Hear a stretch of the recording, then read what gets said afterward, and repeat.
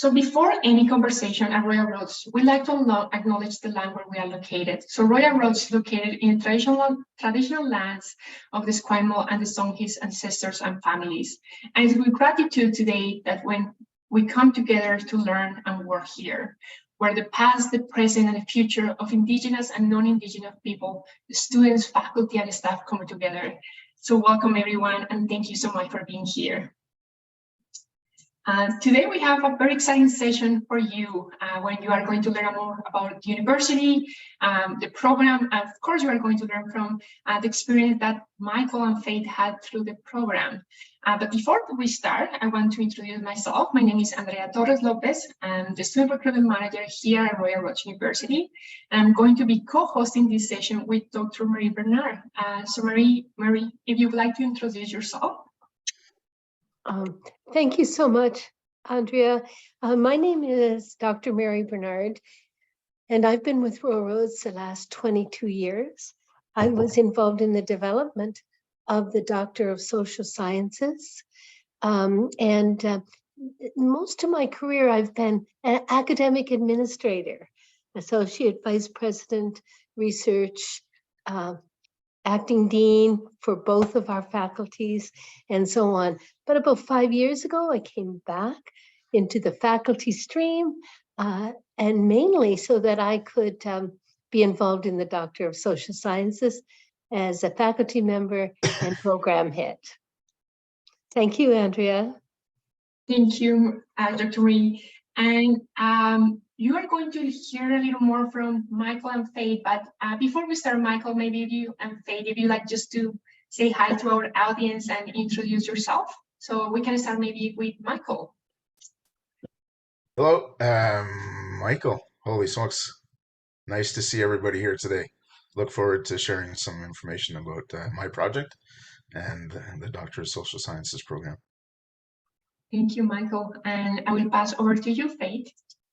Hi, I'm Faith Matchett, and I too am looking forward to having a little visit and answering any questions that you think I might be able to answer, and sharing a little bit about my research and my experience with Royal Roads. Thanks. Thank you for being here with us today. So at the end of the day, as I said, I'm going to talk really briefly about Royal Roads University, and then I will pass to Dr. Marie Bernard to talk about the program, and then you will hear more from Faith and Michael. If you have any questions or any comments, feel free to ask or add those to our chat box, and we are going to make sure that we are covering that information as we go. There is a few more people that I haven't introduced, but they are our team that is supporting us today in the tech side and also sharing some information with us in the chat box. So if you have any questions or any trouble, maybe listening or any challenges with the presentation today, feel free to connect with Ariana. And as well, Rhonda from our enrollment services is here to share any details with all of us today. So thank you for them to be here with us. So with that said, I wanted to talk a little bit about who we are as a Royal Roads University and what makes us different. So Royal Roads University was, we started since 1995. We have been we are a public university here in Victoria, BC. And our mandate has been always to develop programs that are designed for people that are working professionals, but they are also looking forward to develop further their education. Our programs are designed in small cohorts because we want to create a learning community that happens on campus for a short period of time, but more than anything, a learning community that is built over time in a virtual space. Your faculty, the people that are teaching this program, are people that, of course, have that academic background, but they have been also working for many years in the industry or the area that they're interested. So you're going to get a glance of what a project or a theory that you are working in the classroom, how that will be able to apply immediately in the workplace or as you go in the community that you are working with. So when you're in Victoria, we highly recommend it when you come for that short period of time for our residency to stay on campus, to explore our beautiful campus, to use the space as a learning opportunity, to connect with nature, to connect with your classmates, with our faculty, as well with the staff. And of course, when you go online, Royal Roads has been teaching from in an online environment for over 25 years now. So we are very excited to create that learning community through the program. Royal Roads University is an Ashoka U Changemaker campus. And what that means is that our programs are designed from an interdisciplinary approach to prepare our students to solve the to solve the problems that our communities and our places are having. We looked at to encourage each other to work together for a common good and for a common goal as a community. So with that said, I would like to pass over to you, Dr. Marie. Thank you so much, Andrea. I guess we can go on then to the next slide. Okay, so Andrea explained a little bit in a nutshell who we are as a university. We're very different from the typical university. We are a public university, but you find a university without any discipline-based departments. All of our programs are interdisciplinary in nature. So we don't have a biology department or an English department, but rather we have 70 or so programs that are interdisciplinary or thematic in nature, going across leadership, peace and conflict, humanitarian studies, environment and sustainability, communication, etc., and the list goes on. So when it came time for Royal Roads to do its first doctorate degree, we're still in that same mode of doing an interdisciplinary degree. And also, all of our programs are applied and professional in nature. We are a university, as Andrea said, a public university. So our work is based in theory, but also in practice. So this degree, Doctor of Social Sciences, is not a PhD. Doctorates come in two forms in the Western world, I'll say. There are traditional PhDs, which are Doctor of Philosophy, and there are professional doctorates. So the example I like to give is at U of T, you can do a PhD in education. So it would be Dr. Bernard, PhD, when you're finished. Or you could do an education doctorate at U of T through OISE, which is more applied and professional to the teaching degree, and you would still be Dr. Bernard in my case, except your initials would be EDD, Education Doctorate. Both doctorates are equally valid, but you can see how they serve somewhat different purposes. We decided when we were developing this degree that we would do a hybrid.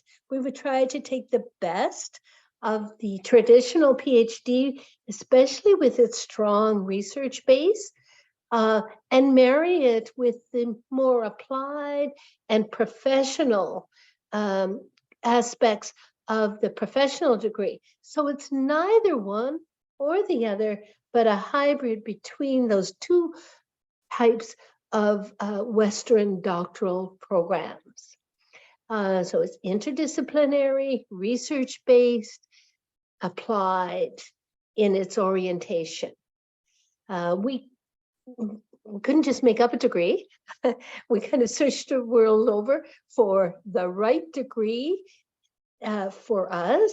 And in the UK, in Finland, Australia, and New Zealand, there were Doctor of Social Sciences sometimes.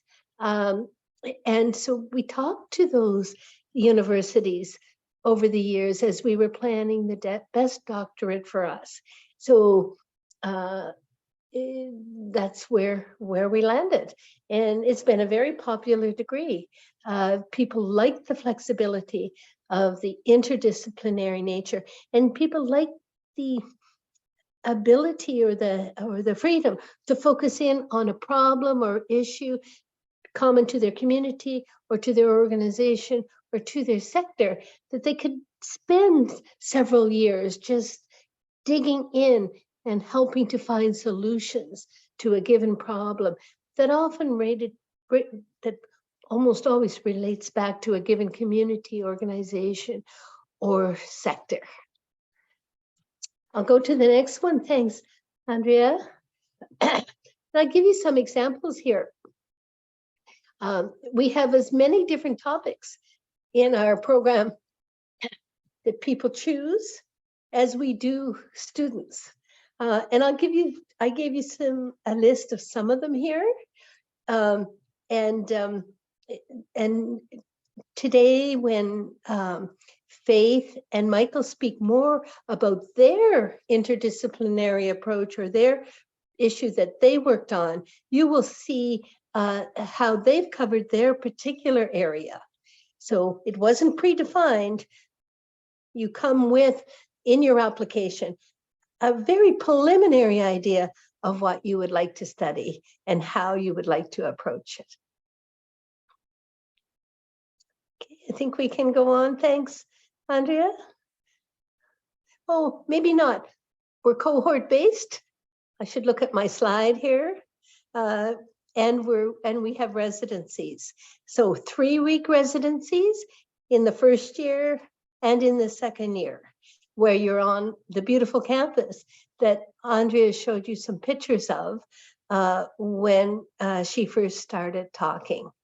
You stay with your cohort. It's one of the strengths of the program, that you come in with a group and you stay with that group throughout the first couple of years. You're still with that group as you proceed, but when you start the dissertation, people start, obviously life happens and some people go at a different pace than others. And the last bullet there is flexible supervisory model. And that just means that, we're a relatively small university. And when we applied to the Ministry of Advanced Education here in BC to mount our first doctoral degree, at the same time, we made a case to be allowed to ask faculty at other universities across Canada, actually it could be anywhere in the world, with from a recognized university, that there may be an expert in your field and you can reach out to them and see if they can supervise you. And we in turn at Rural Roads will reimburse them as well for the time and energy that it takes. It takes a couple of years for you to do the dissertation part. And we've had some wonderful supervisors from across the world, actually, as well as a strong base of supervisors from internal to Rural Roads. And at least one member of your 3-member committee has to be a Rural Roads University full-time core faculty member. Thanks, Andrea. 60 credit program, 4 years in length. And we say they more or less. Usually it's a bit more, sometimes a bit less. Faith, I think you were a bit less, if I remember correctly. But typically it's 4 or 5 years. 7 years is the maximum.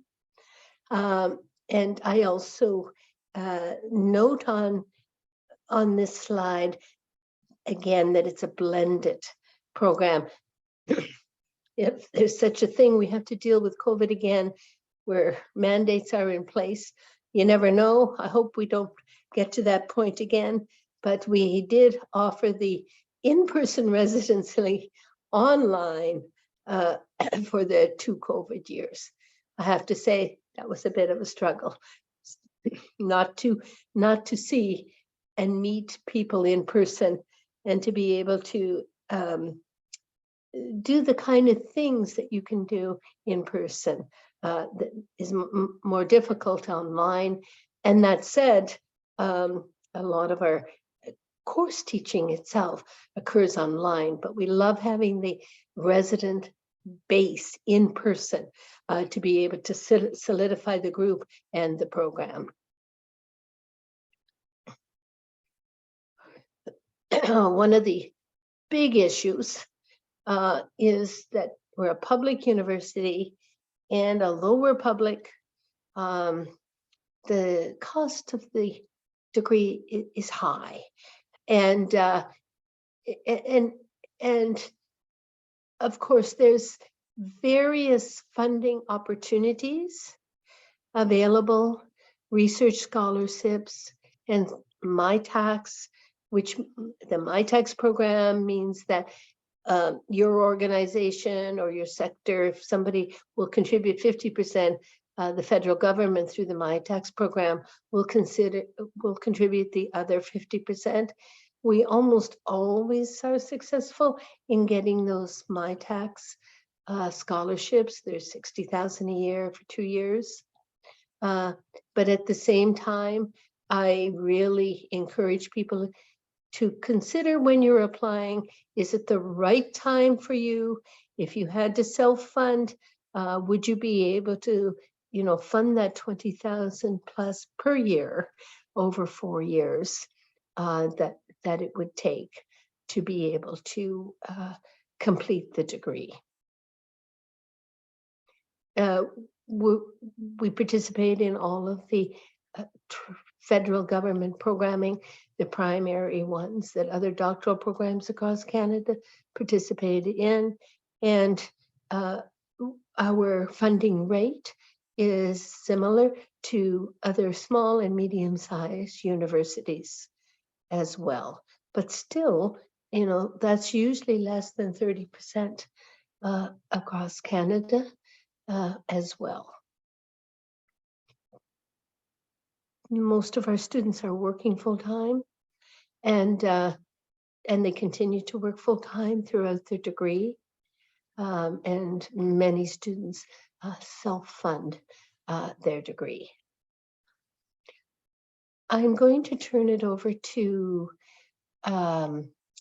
Dr. Lickers, and then subsequently Dr. Matchett, for them to talk about their experience. And then when we talk more about questions and so on, all of us will answer as well.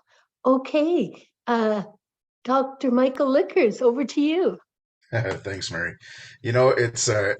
There's probably a ton of questions folks have.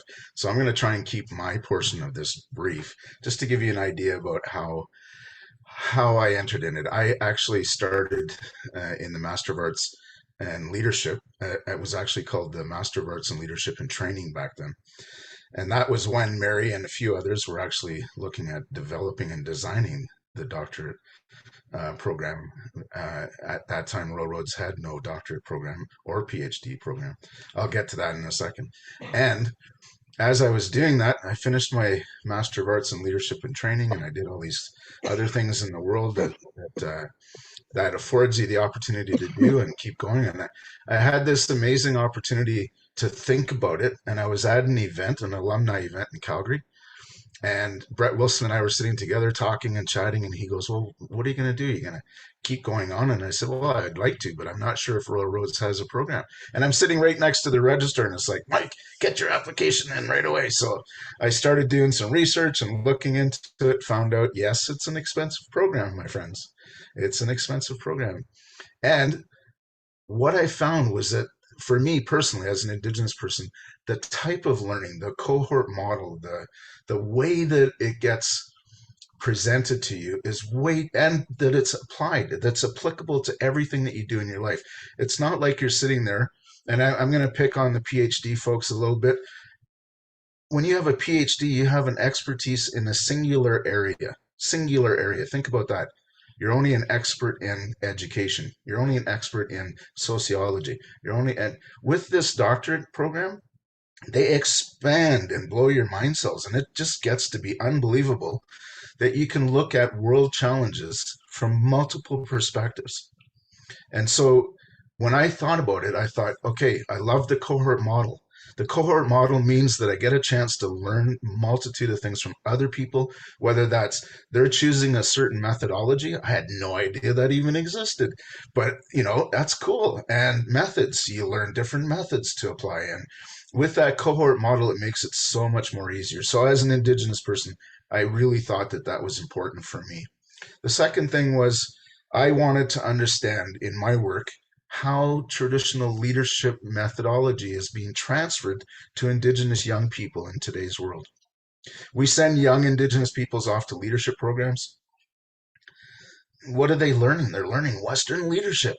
What about all those traditional leadership skills that we had from before? Pontiac, Tecumseh, Big Bear, Sitting Bull, Crazy Horse. Like, what made them leaders that we're not doing to our young people today? That was my question. And it was interdisciplinary in nature, as Mary's already talked about. I had business, I had leadership, I had sociology, I had education, all morphed into that same frame of my question and my methodology. My methodology was an Indigenous methodology using storytelling merged with participatory action research. Those are two insights that really lend credibility to working with Indigenous populations and communities. Interviewed 30 young people from Treaty 6, Treaty 7, Treaty 8 in Alberta. And I had an amazing conversation with them about understanding the process of research. I taught them how to do a lot of this stuff as researchers that we do. The part about analyzing their data, the part about theming their data, and they did all that. And we eventually ended up crafting and creating these amazing stories and some recommendations back to those same areas: education departments, business departments, communities overall, on what they as young people spoke highly of that would enhance their ability to understand Indigenous leadership. I took that theme process and all of those aspects of an Indigenous research process and presented that in my doctoral dissertation. You would not get a lot of that. I mean, it's starting to happen more and more in the sort of established universities. And I say established in the sense that Royal Roads just became a university not that long ago. And it was another question that was posed in there, do you have to have this university accept this, or I really, what I found is that most people in our program, I still connect to a lot of my cohort members, we're all out in the world working. We're not academics, we're in the world working, and some of us are a combination of in the world working and academic. So I work for Suncor in the energy area, but I work specifically in community relations and the community foundation, or the Suncor Energy Foundation as well. So I'm a specialist with Indigenous and community relations. That part allowed me to do a lot of my work in my doctorate program. But I'm also an adjunct professor at Royal Roads University, and I am considered an Indigenous scholar in residence for both the Master of Arts in Leadership program as well as for the Master of Arts in Climate Adaptation Leadership, or Climate Action Leadership.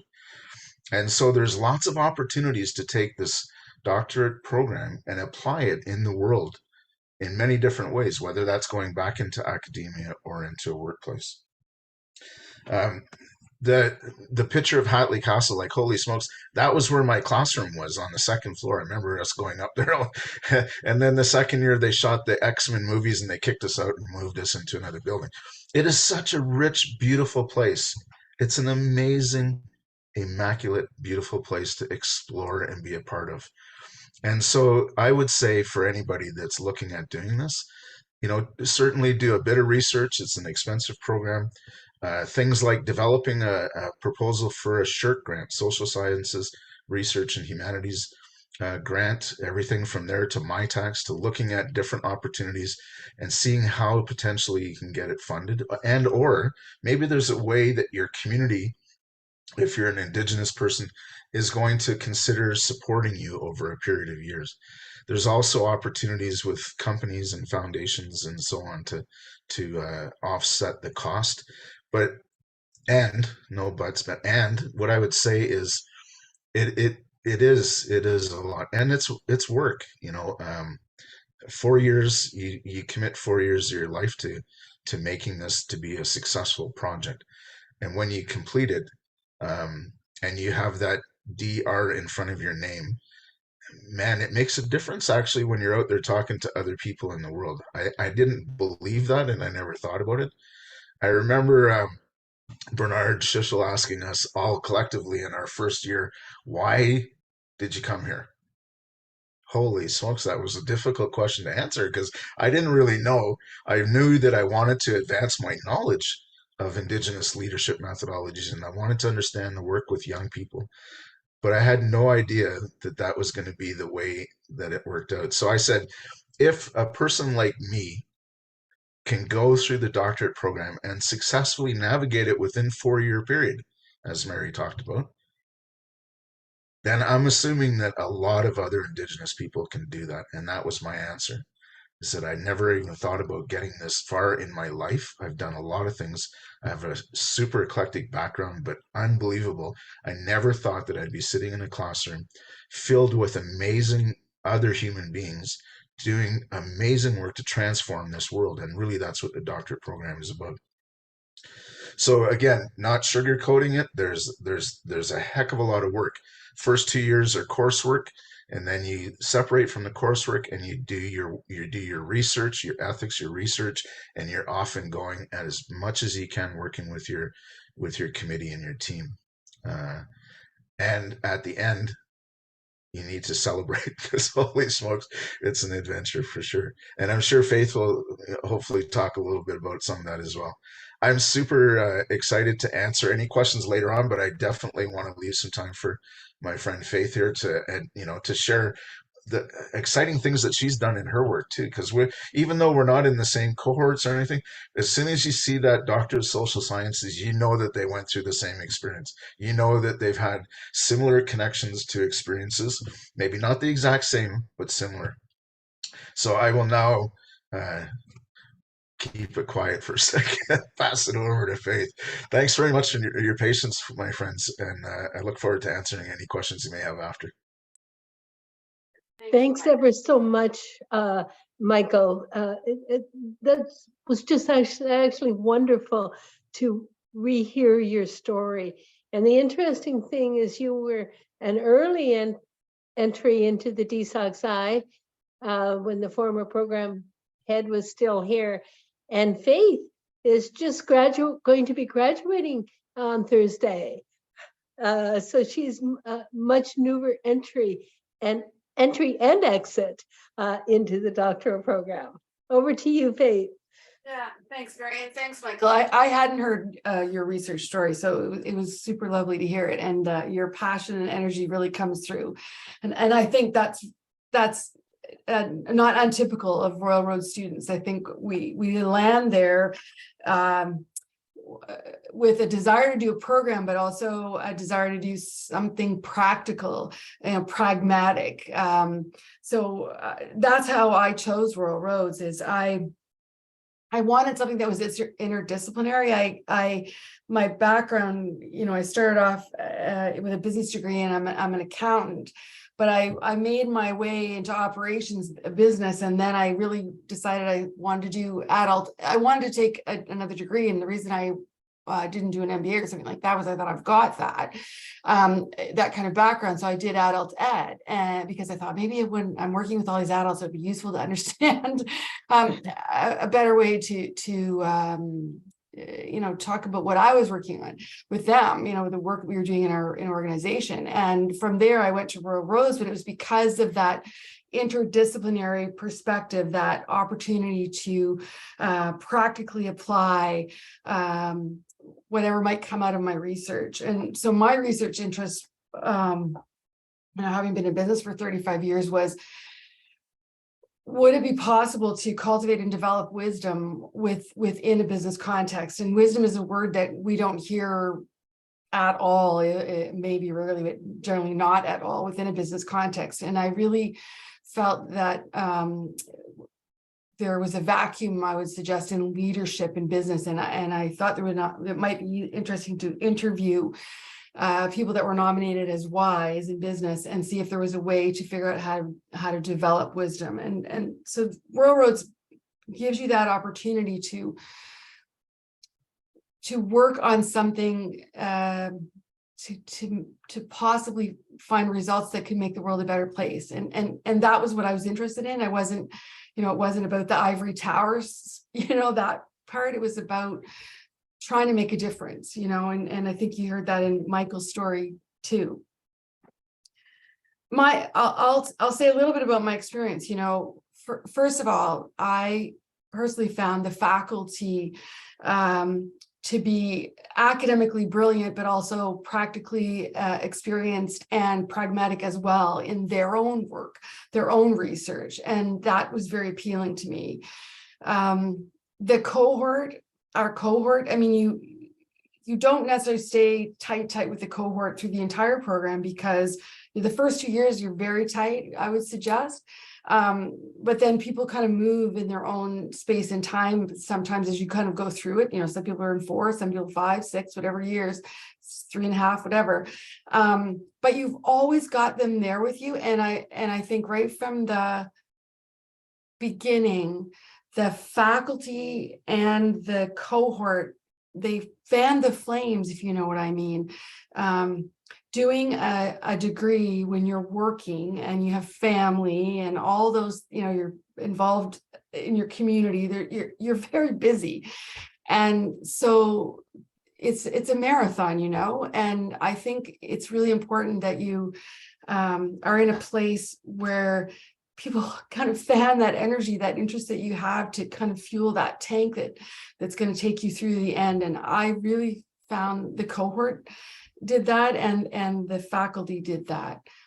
And then also the cohorts, my cohort, we came from a very diverse background. There were people in the oil business, there were people in an industry operations backgrounds, there were people in educational backgrounds. It was just very diverse, a lawyer. And I think we learned from each other. Just like we learned, from what we were reading and studying and researching, and from our faculty. I think we learned from each other, which I think is important. The campus is spectacular. It is a place to come and reflect and learn. And I did see one of the questions in the chat about, can you do it all online? And I would tell you that 100% online for me wouldn't have been the best, because I'm a realist. I had to use my vacation, those 3 weeks were my vacation, right, to come. So I appreciate that it's taking time out of your life, but that time out, that time away from the office, that time to be able to fully immerse yourself into what you're working on and thinking about, and how you might go forward in your research, that's very powerful. And you have an opportunity to talk that through with your cohort and your faculty while you're on campus. And I think that is very valuable, and I wouldn't underestimate the value of that. I guess the other thing I would just say is I was very blessed, and the individuals in my cohort had also indicated the same. I had a wonderful supervisor, and I had a wonderful committee, and those were members of some were not all, but some were from Royal Roads, and my supervisor with Royal Roads. And I think a supervisor and the committee is very vital part of getting through a doctorate. And so I think Royal Roads helping you to put that committee together to help you find the right supervisor that's a fit for the work that you're doing is super important. So yeah, I talked long enough. I commend all of you who are on the call for being interested in advancing your education. It's not for the faint of heart. everybody in my cohort was working full time. Lots of us were on the road and traveling. One of the students was from France. We were all using vacation when we were on campus. We all had very demanding lives and family and children, and it's not for the faint of heart, but it is financially a challenge. And I have not one regret, not one. And I chose the right school for me, and I did not do my undergrad or my master's at Royal Roads. But Royal Roads was the right place to do my doctorate, and ongoing education, I think, is if you can find the time, it's an absolute gift. So I commend you for being interested in it, and I would encourage you to carry on. Yeah. Thanks, Mary. Thank you. Oh, thank you. Thank you so much, Faith, and thank you both, Michael and Faith. I think now we're going to move over to the questions. Is that right, Andrea? Is it question time now? Yes, it is question time. Would you like me to read the questions from the chat box, or what would be your preference, Marie?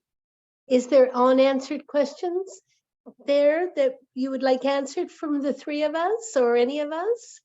I think there's oh, go ahead, Michael. I was just going to say I've been trying to answer some of them in there, and you may not have all saw them because they were through direct message to the individual that asked the question. But I think if we left it open and somebody still has hanging questions, I think that would be okay.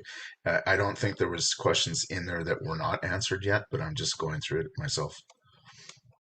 There is a question that actually I would like to learn more about it. It was a question from Alejandra, and the question is, does the program include working in real cases to transform communities or produce real changes? I know both of you spoke about your thesis dissertation project, but maybe you can expand more a little bit of that process through the program. Yeah, I answered that.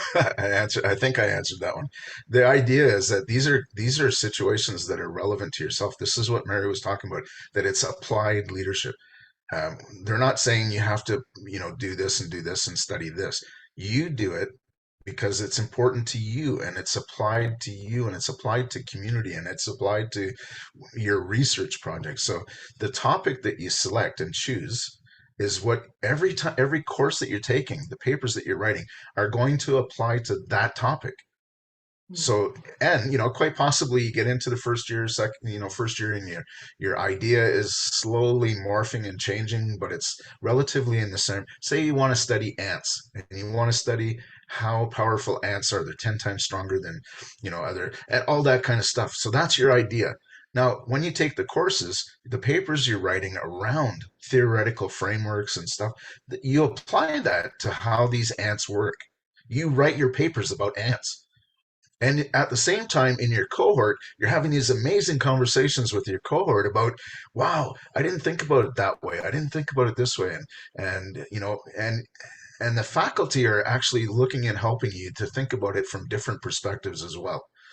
So it's certainly not, like I said, and I'm picking on the PhD people. Sorry, my friends that are PhDs, but it's focused.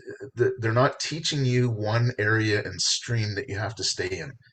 This is universal and broad. That's why I said it kind of blows your brain cells, and it just expands you to knowledge bases that you didn't even think possible, my friends.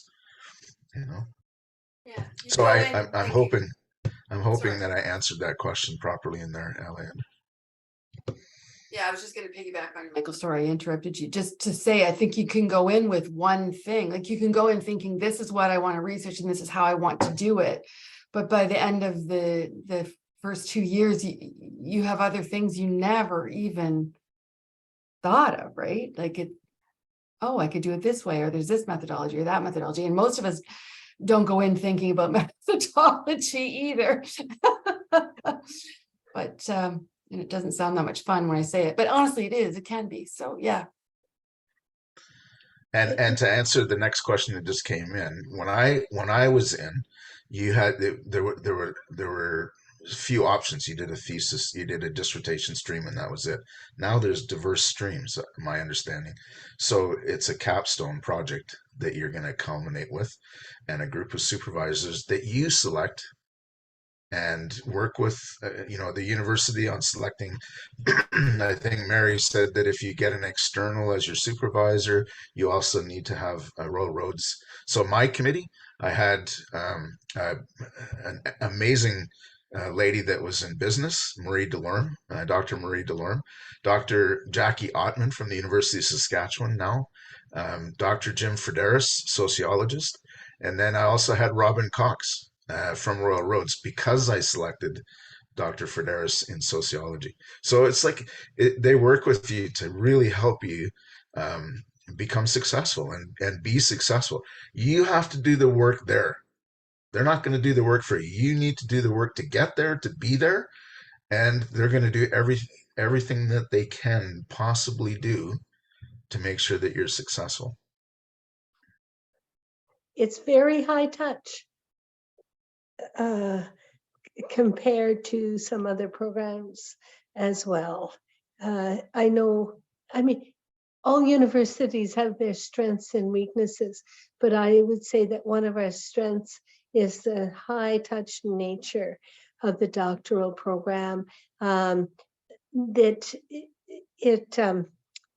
mean, when I did my sociology PhD at York, it would be not uncommon not to hear from anybody from one end of the year to the other. It's not an uncommon experience, right? Like once you start the dissertation, you're very much on your own, and people often describe that as a very lonely experience. But that same period at Royal Roads, you'll find that people are checking in with you one way or the other. But it would often come through your cohort, somebody reaching out to you that came in with you and said, well, how are you doing? And have you moved to the next phase yet, or the next stage yet as well? I got a private message. People are wondering, and they're curious to learn more about the residency component. So maybe Faith and Michael, from your experience, how were those 2 weeks when you were every year on campus? And maybe if you want to share a little more about what is the expectation from the school, like how we set up them and what we're expecting the students to do during that period of time they're on campus. Yeah, well, being a part of the MALT program before, I had some experience already being on campus, so I was super excited to get back there. It's like it's for me personally, it was a sanctuary. I had special places there from my MALT program. I had traveled a lot around Charlie's Trail down to the front, and at the time that I went for my MALT program, there was not a lot of Indigenous involvement or participation or things that would identify that location. And over the years, we had worked really, really hard to ensure that changed. So going back in my doctorate program, a lot of that had already occurred and changed. And I became a part of that as well. So the residency program for me it's definitely intense. Again, going back to you need to do the work stuff, but there's also that opportunity to collectively work together, and that's the cohort model that you get a chance to. There's flexible time to do some things on your own as well, but it's a really I found it was and I talked to a lot of my other cohort members, but we all stayed, pretty much all of us, except for folks that were living in and around Victoria, because then they would go home and they could come back during the daytime. They were the ones that were upset because they missed being on campus with all of us crazies. Like that experience of creating and developing a sort of an additional type of family, it'll go with you through, I still stay in touch with some really, really amazing friends in my MALT program from the cohort. And that was in 2005. And so these people become part of your network, part of your connection, and you get a chance to understand that they're doing work in South Sudan on, or philanthropy. What happened? Like this amazing work. And so for me, the residency was an exciting opportunity, and Every time, even now, when I go back and I'm instructing or I'm on campus as the Indigenous scholar in residence, I love being there. I love being there because there are spaces and places that I can go and nurture myself and my own internal spirit. Um, so I think it's important to think about, but again, some of those things are things like costs and factors to consider and things. So you have to figure out how it's going to be best for you. Yeah, I would echo much that. I stayed on campus. It is more, I come from the Atlantic Canada, right? So, I had to get there and had to stay on campus for 3 weeks.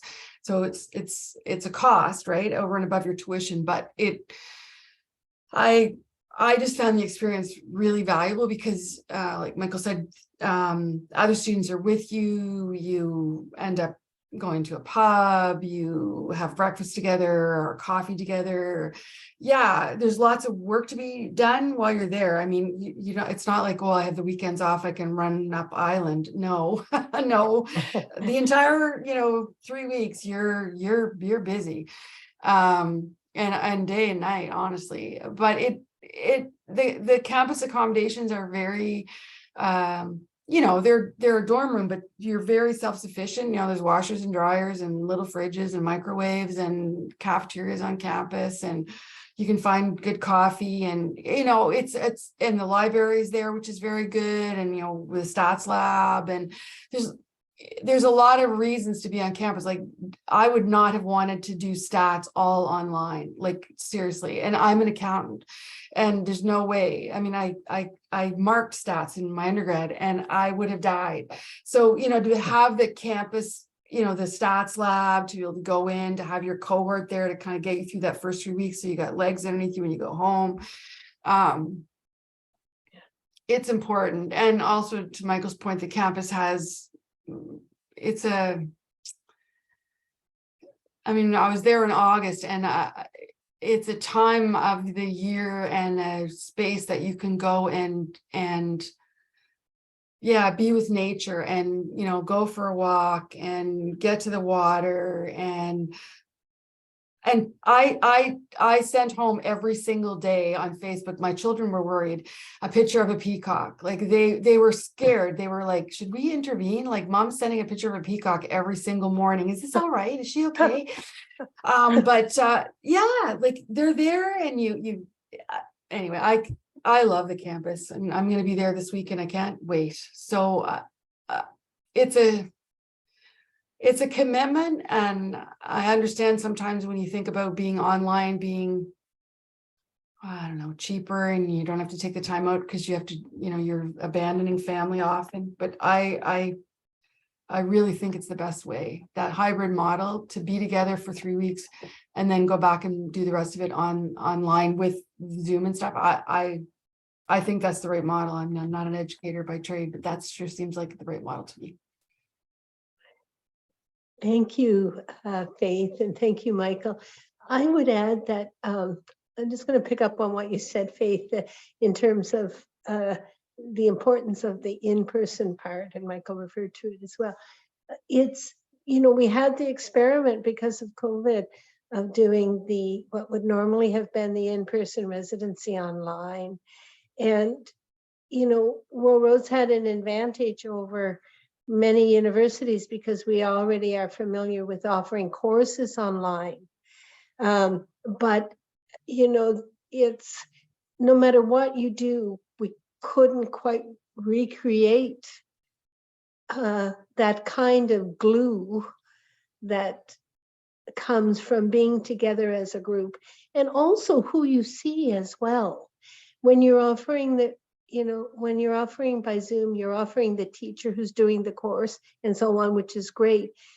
But when you're on campus, you're getting a sense of, well, who is available at Royal Roads, who might be able to be your supervisor, who's going to come to your presentations, to be able to see, would they like to supervise you or have a conversation about supervising you. One of the things we're moving towards, and we started it in particular this last summer, is more time in the residencies outside of coursework and transferring some of that coursework more into the pre and post in-person residency to give more time for things like how do you write a funding proposal? How do you go about academic writing? So it really, I think of it as, how do you be a doctoral student? What's all of those sort of essential elements that one needs to get a handle on? Earlier Michael referred to, we now have options, and so we have options for your final piece. It can be a traditional 250, 300 page dissertation, monograph, or it can be a much shorter paper called a synthesis paper with 3 portfolio pieces, a journal article, and 2 required electives. So it could be, for example, I had a student before I became program head, and for her portfolio, she was doing work on innovation and in organizations. And she did maybe about I'm going to say maybe a 40-page synthesis paper, which is kind of like a mini monograph where you still have to put in your research design and your methods and the findings and so on. But then the outcome was these 3 pieces of work, one of which is the required journal article. You do not have to publish it in advance, but you have to say where you would like to publish it and why. So it's an academic piece. The other 2 pieces, we've had people that, I have a student right now who's doing an amazing video for one of his pieces on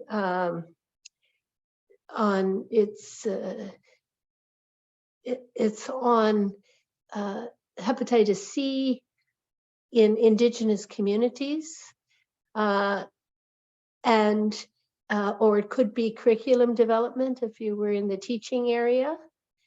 And a fascinating thing about this video that's being done by one documentary that's being done by one DSocSci student, he's actually following another DSocSci student and filming her in the community as she does her work on hepatitis C.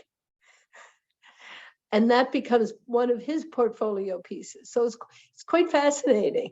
There's no end to innovation in the doctoral program. Hey, I just want to go back up. I think Tim asked a quick question around the directed study.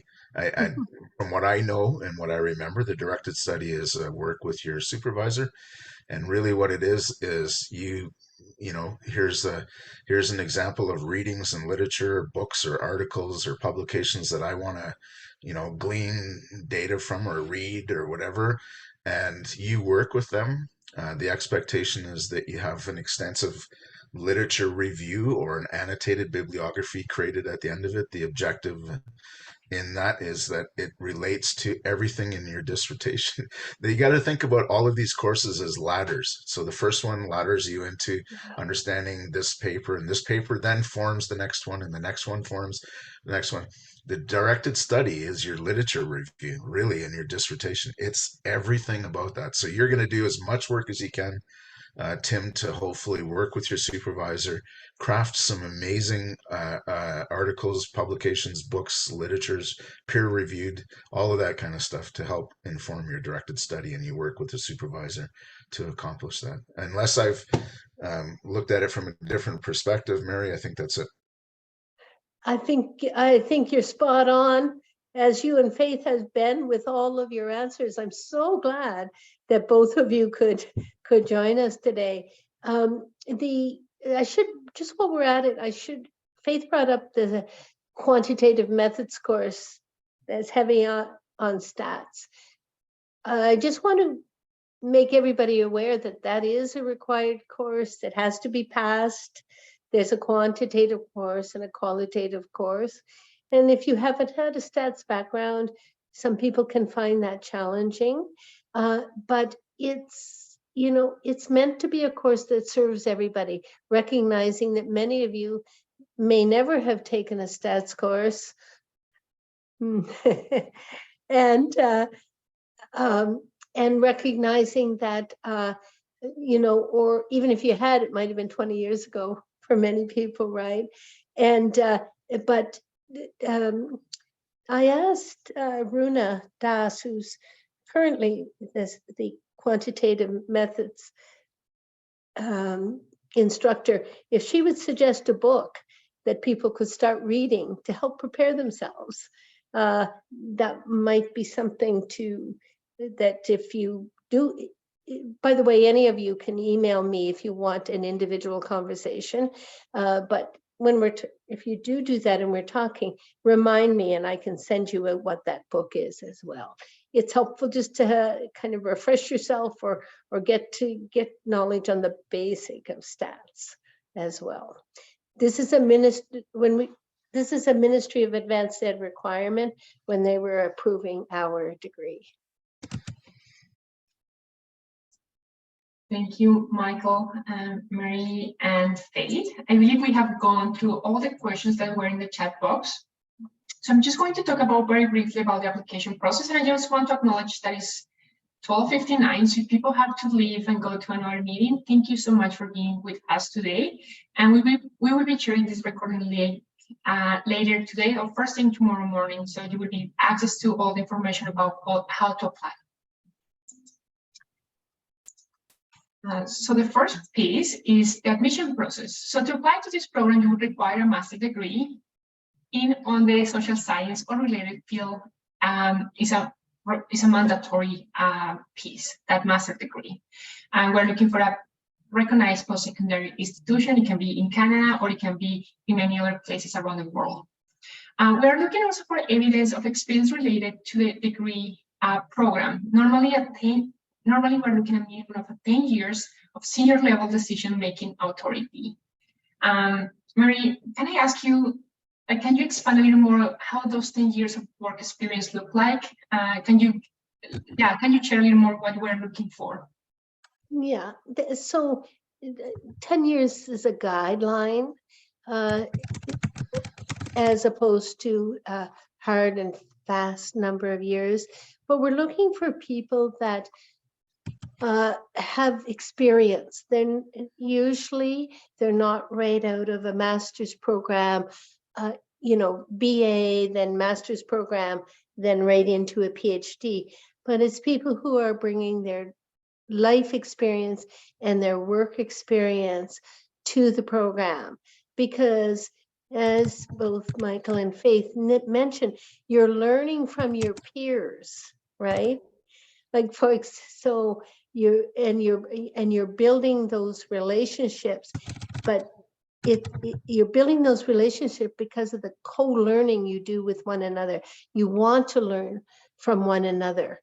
And so it tends to be those people who have had some level of leadership experience as well, or progressive experience in terms of responsibility.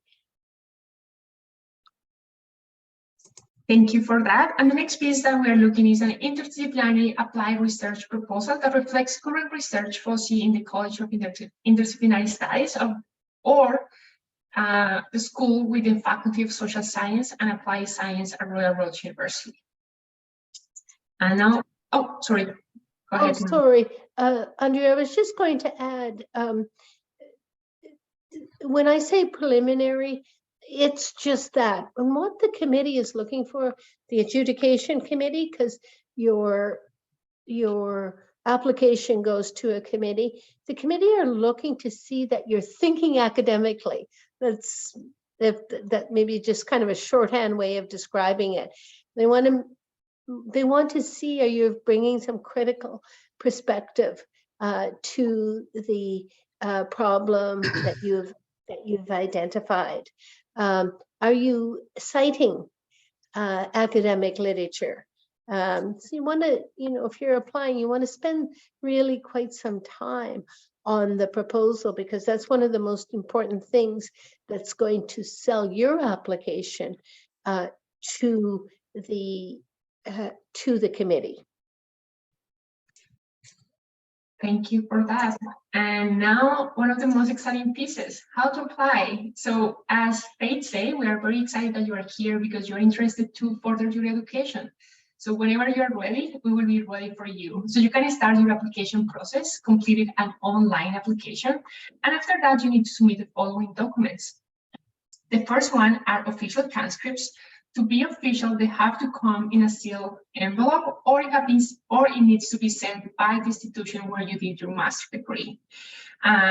So please keep in mind, if you were out of school for a few years and you are very curious to, like, how did I did when I went back when I was in school, please get a copy for you that you can open and access, and then get the copy that you would send to Royal Rose. The next document are a detailed resume. In the detailed resume, I would say it's maybe one of the first documents where we are going to use to learn more about who you are. So we are going to be asking for a lot of information. And as I said, at Royal Road, we're very curious to know who are the students that are planning to come into our programs, because we want to make sure that the program that are choosing is the best fit for you. So we want to know about all your education, any post-secondary education, degree, diplomas, certificates. We also want to know about your professional work experience. And in this piece, it's very important that you provide information about the role that you were or you are currently, the time frame that you were in each of the roles, and a small description of that responsibilities that you have in every role. Being a coordinator, maybe a Royal Rose, or in another institution might have a slightly different kind of type of responsibilities. So please feel free to share a little more of those details. And of course, we want to see that increasing level of decision in the making authority and responsibilities through your career. We also want to know about any volunteer experience or unpaid experience. And once again, we want to know about the organization, what kind of role do you have in the organization, and the time that you were doing that volunteer experience. And of course, if you are part of an association or affiliation, please feel free to share that information, because once again, this is the first document that is going to help us to learn more about who you are. The next document that we're looking for is the 3 letters of reference.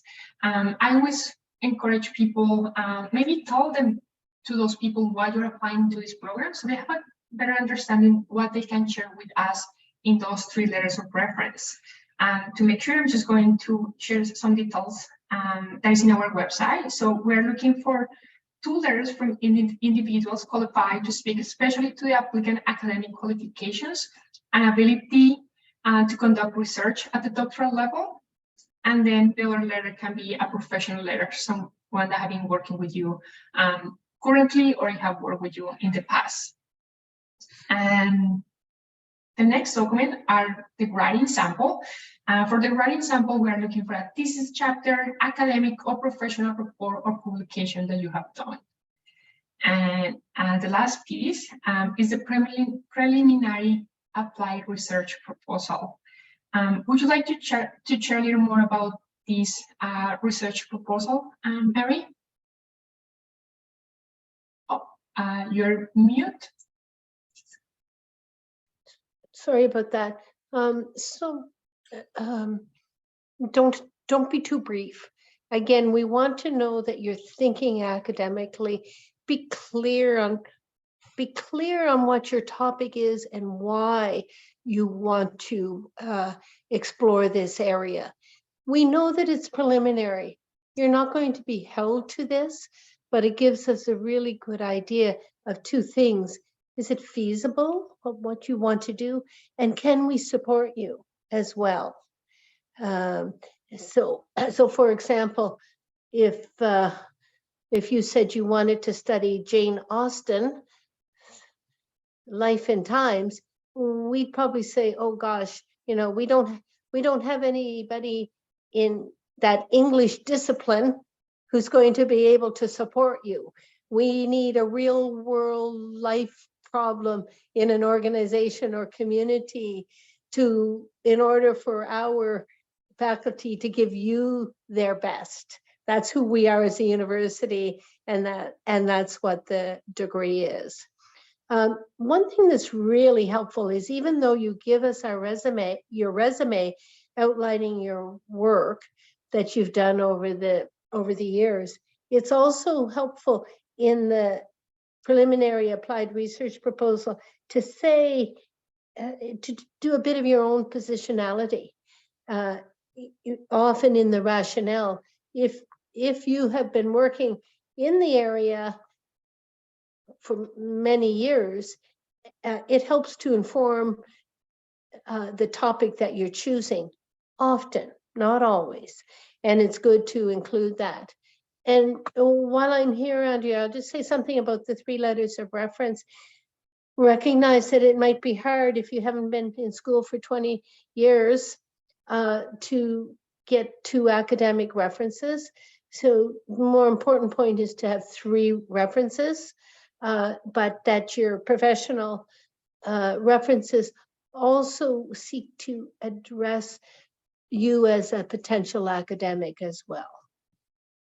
You know, if it was your boss, or if you're the boss, a client can comment there as well. Thank you for that information. So the next information is about key dates.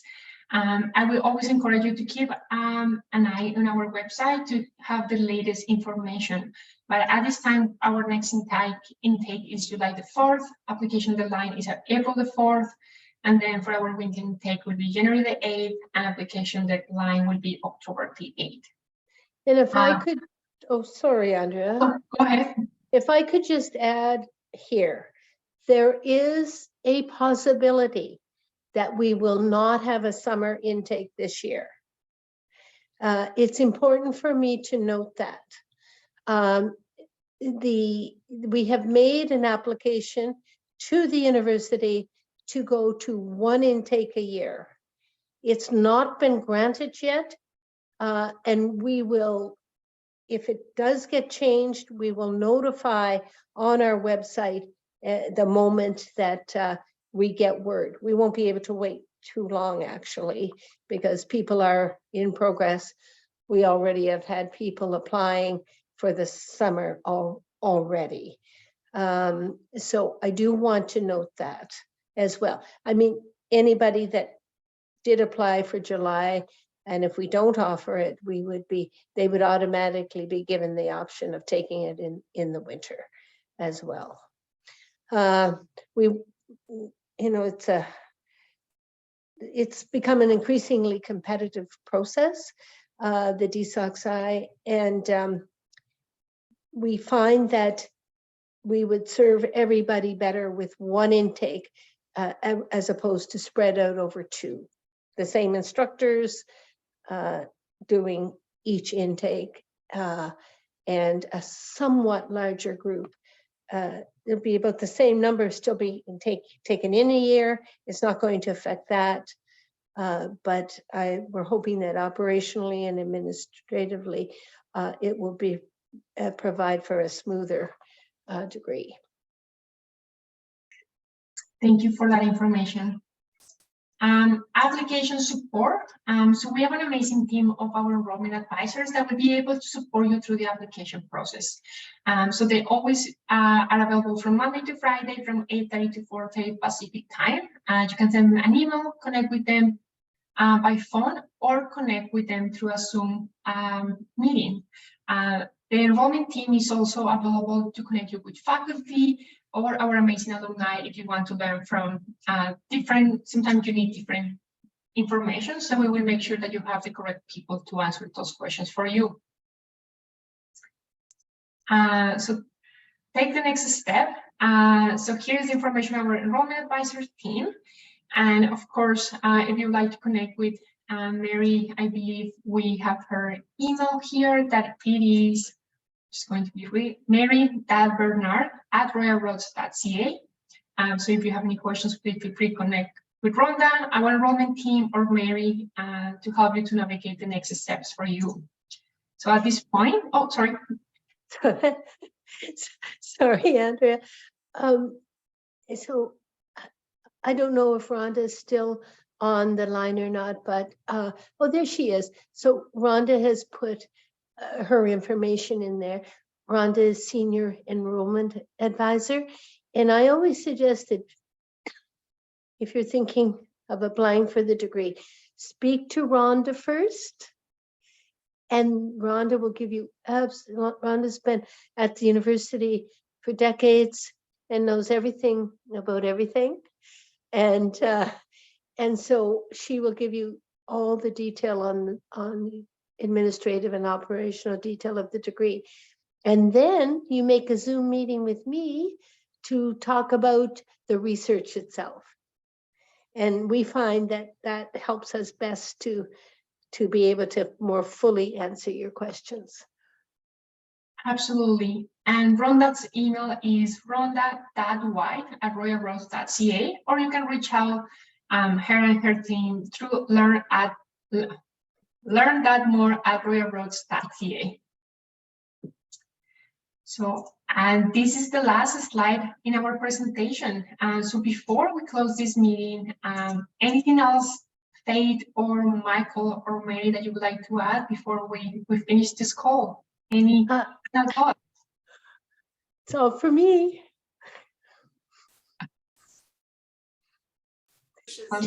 just to thank Faith and Michael for joining us. It was wonderful to have you. I mean, as much as it may be helpful for us as teachers and administrators to be able to talk to the degree, it's invaluable to have the experience of you yourself who have experienced it. Thank you. And thanks to everybody who joined us today. Much appreciated. Yep. Thank you. It's always a pleasure to be of service, my friend. Thank you, everyone. Have a great day. Have a good day. Bye. Bye.